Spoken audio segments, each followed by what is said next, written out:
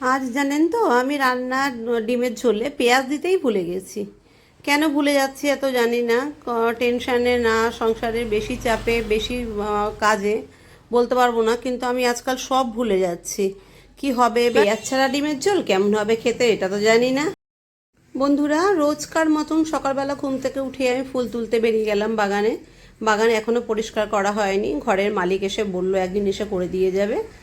বাগানে আর থাকা যাচ্ছে না, যাওয়া যাচ্ছে না, সাপ এদিক থেকে আনাগোনা করছে। এদিকে আমি আবার আবার আজকে কতগুলো পর্দা কেচে দিলাম।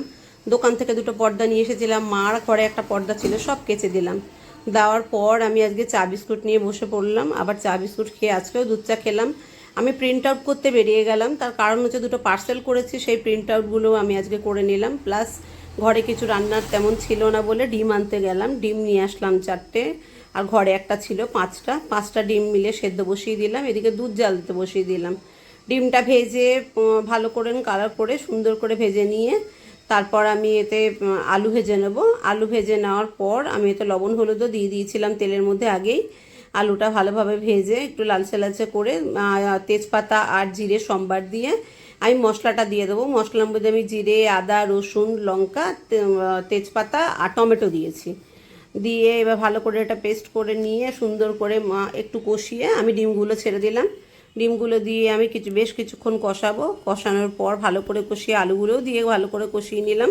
এবার আমি জল দিয়ে দেবো। জলটা এমন পরিমাণে দিতে হবে যে আলুগুলো সেদ্ধ হয়ে যায়।